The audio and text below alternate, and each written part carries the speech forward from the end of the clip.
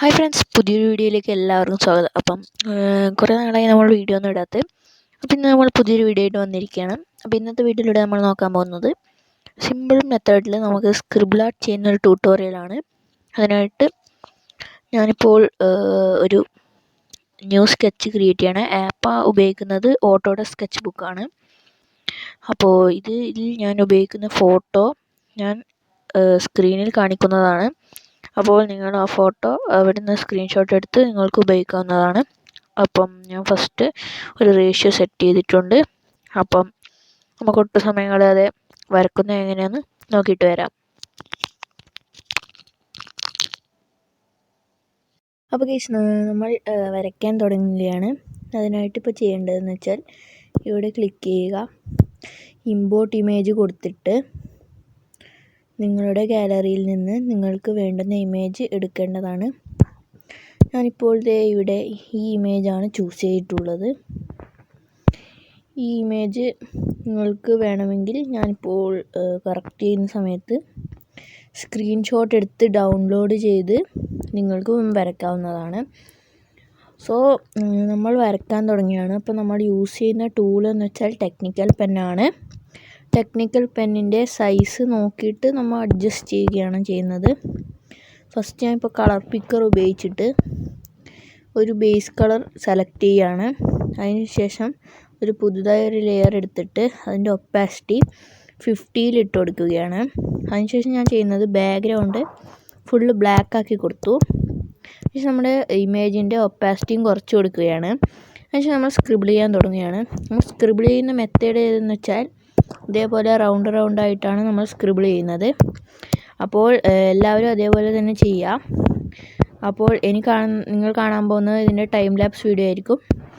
അപ്പം നമുക്ക് നേരെ വരക്കുന്നത് നോക്കിയിട്ട് വരാം.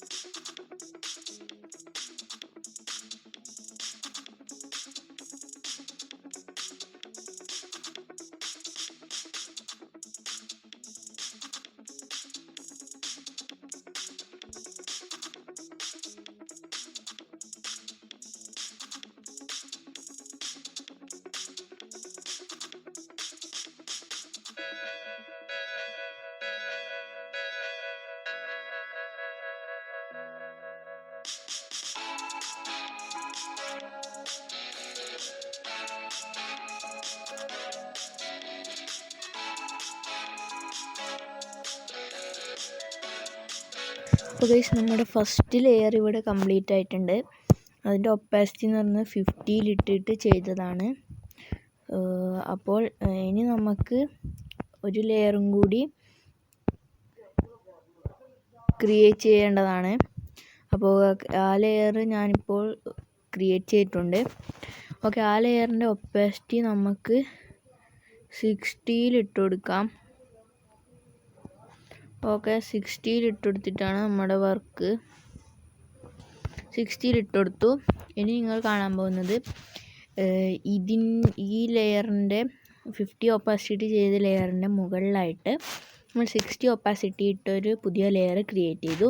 ഇനി നമ്മളിപ്പോൾ ഈ വരച്ചതിൻ്റെ മുകളിലായിട്ട് 60 ഒപ്പാസിറ്റിയിൽ നമ്മുടെ ടെക്നിക്കൽ പെന്നിൻ്റെ ഒപ്പാസിറ്റി 100 ഇട്ടിട്ട് നമ്മൾ ഒരു ലെയറും കൂടി വരക്കുന്നതാണ്. അപ്പോൾ നമുക്ക് ആ വരക്കുന്ന ലെയറിൻ്റെ ടൈം ലാപ്സ് ഒന്ന് കണ്ടിട്ട് വരാം.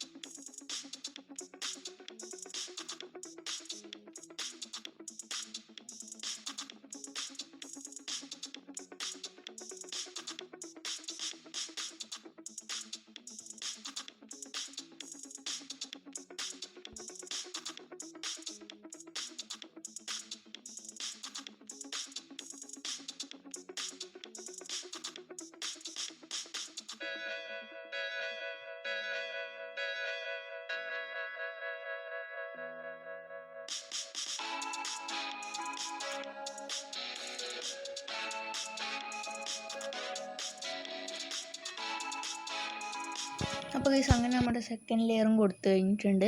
അപ്പോൾ എല്ലാം സെറ്റായി വന്നിട്ടുണ്ട്. ഇനിയും നമ്മൾ ഇന്നത്തെ ഈ വീഡിയോ ഇതോടെ അവസാനിക്കുകയാണ്. അപ്പം ഇതിൻ്റെ വേറൊരു വീഡിയോ ഉണ്ട്, ഹൈലൈറ്റ് ആഡ് ചെയ്യുന്ന വീഡിയോ. ഞാൻ പാർട്ട് 2 വീഡിയോ ആക്കിയിട്ട് മറ്റൊരു ദിവസം അപ്ലോഡ് ചെയ്യുന്നതായിരിക്കും.